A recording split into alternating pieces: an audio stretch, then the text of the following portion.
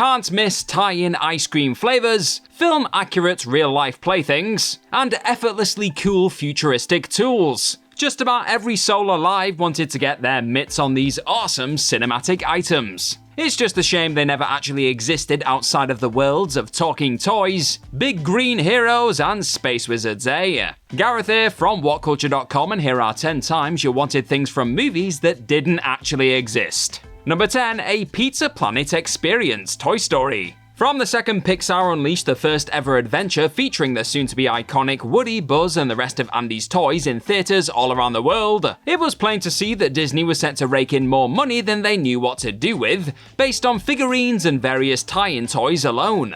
But it wasn't just the must-have central playthings many a child found themselves wishing they could get their hands on in real life. Buzz and Woody's mission to reconnect with Andy sees the starring pair wandering around what would ultimately become one of the franchise's most recognizable features, in the form of Chuck E. Cheese parody Pizza Planet. In reality though, had Disney decided to genuinely invest some time, care, and money into forging a legit Pizza Planet chain for fans to explore for realsies post-Toy Story, much like Forrest Gump's Bubba Gump shrimp chain for example, the House of Mouse could have simultaneously made even more dollar, whilst also fulfilling the dreams of hungry tykes and adults the world over. Sure, Disney World and Disneyland have both played host to their own mediocre versions of the memorable restaurants over the years, but Disney are still yet to fully double down on everything from the arcade to the unmistakable takeaway cars outside of their theme parks, leaving all kinds of money on the table in the process. Number 9. Megan. Getting the obvious out of the way early, nobody in their right mind is begging to take home a completely film-accurate version of the murderous and highly memeable doll found jigging her way through one of the biggest horror hits of 2023 so far. However, with folks still being able to dip their hands into their pockets and fork out the cash to purchase an inanimate and equally vicious/hilarious big screen doll in the form of Chucky, or The Conjuring's incredibly disturbing Annabelle model, the fact you can't actually buy your own replica and far less artificially intelligent version of Megan at this very moment is a little unusual. If Blumhouse and Universal are interested in making Megan into an even more financially successful franchise than it already looks set to become, with fans absolutely lapping up her creepy antics to the sound of a $173.4 million box office haul, then you can bet that an official life-size version of the doll will be arriving on the scene before its already announced follow-up Megan 2.0.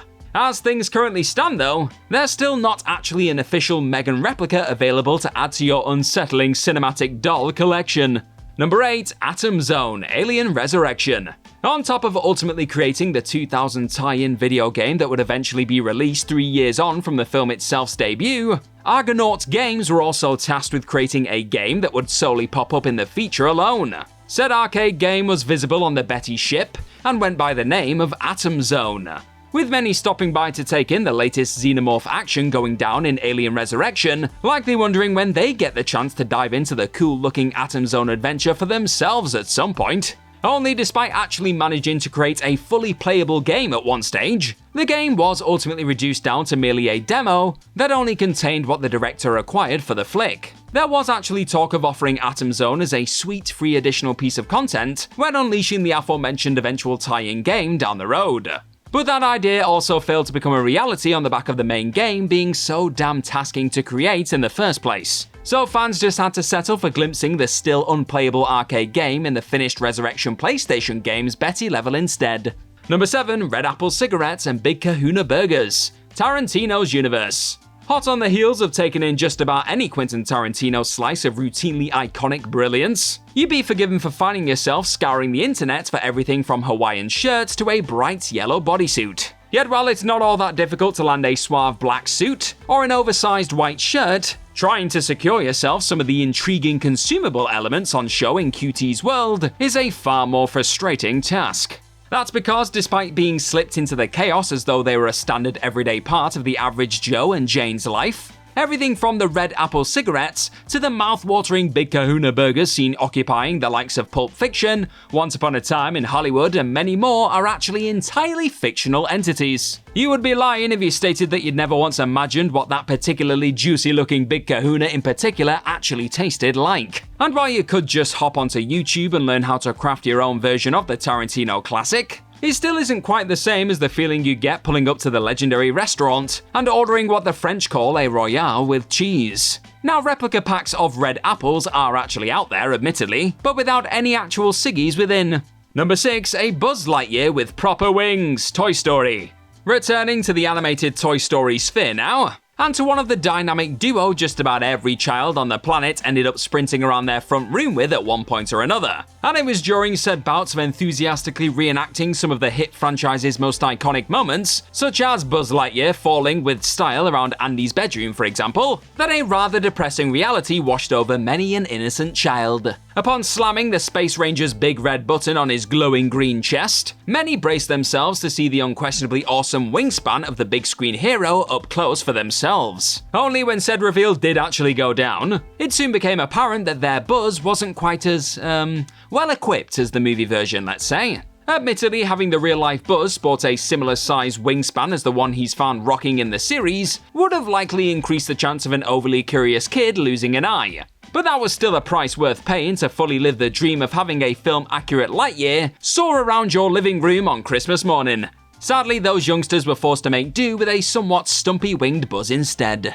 Number 5, Robobee, Richie Rich. Showing off contraptions and inventions capable of melting just about every youngster's mind out there, when taking a wander around the lab with Professor Keen Bean, Richie Rich's flying of the beautiful golden spy bee drone, aka Robobee, felt like one hell of an open goal for Warner Brothers back in 1994. Whether actually forging a remote control helicopter type version of the Ferguson's stinging badass bug, or simply creating a slick little golden collectible for Macaulay Culkin superfans to adore. Turning Robobee into just about anything remotely sellable would have no doubt satisfied countless 90s kids back in the day. And there's an argument to be made that somewhat nostalgic Richie Rich fans would still cough up the cash for a cheeky artificial bee drone to this day. But alas, in this time of drones very much dominating our skies and settings, folks are still Robobee-less. Oh, and while on the subject of Culkin hits coming equipped with items and pieces of tech that unfortunately weren't available to purchase at the time of the film's release, number 4, The Talk Boy, Home Alone 2, Lost in New York.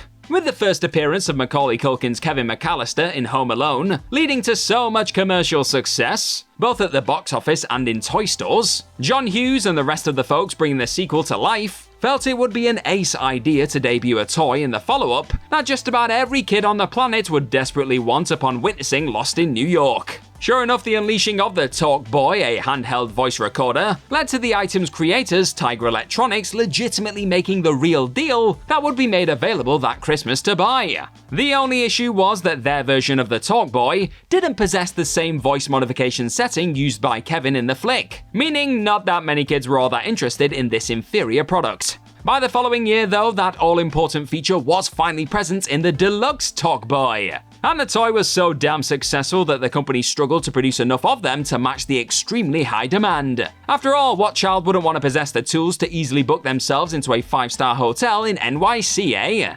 Number 3, Hoverboards, Back to the Future Part 2. Some 8 years on from the year 2015, and Back to the Future fans are still sat here wondering when the world is going to get around to mass producing the greatest mode of transport ever conceived, the hoverboard, and no, those weird two-wheel contraptions do not count. Those who were around back when Part 2 made its big screen debut, however, were actually very much preparing themselves for a day in the seemingly not too distant future when they too could dart around their neighborhood on the levitating board like Marty McFly. That's because the film's director Robert Zemeckis hilariously noted during the film's eventual behind-the-scenes featurette that these hovering boards used in the sequel were actually 100% legit. And they just hadn't been released yet due to parent groups not letting toy manufacturers make them apparently. What a scamp. And as expected, this led to more than a few kids and parents over the years heading to their local toy store and requesting one of those top secret hovering skateboards for themselves, and the director having to retract his cheeky joke later down the road.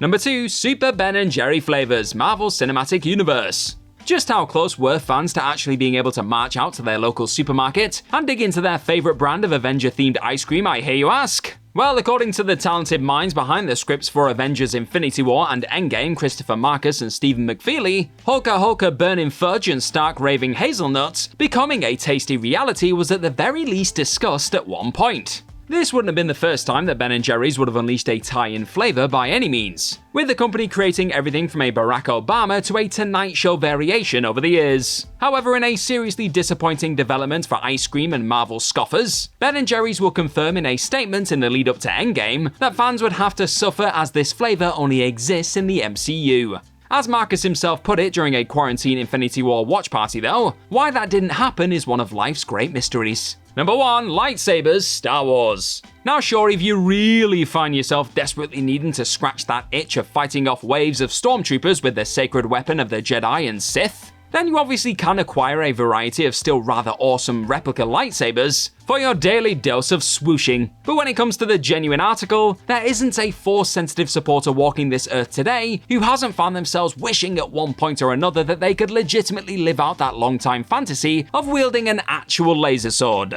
Many have tried their damnedest to replicate the ancient ways of those awe-inspiring space wizards in our galaxy, with Hacksmith Industries even managing to create a proto-saber capable of cutting through objects. Though this bad boy still couldn't parry a blaster shot or block an incoming lightsaber swing, sadly. And while some of the simply gorgeous replicas out there are still the stuff of Star Wars dreams for many, we still unfortunately live in a kyber crystal-less galaxy, and will likely never be able to settle our issues like the little green legends and chosen ones found slashing their way through the Clone Wars and beyond. And that's our list of any other times you wanted things from movies that didn't actually exist. Let us know all about them in the comment section right down below, and do not forget to like, share, and click on that subscribe button while you're at it. Also, if you like this kind of strange stuff, then please head on over to whatculture.com and find some more fantastic articles just like the one this video you're watching this very second is based on. I've been that thing you want called Gareth from whatculture.com. Thank you as always for watching this lovely video today. Hopefully I'll see your pretty damn faces very, very soon, but in the meantime, just be good to yourself. Bye bye!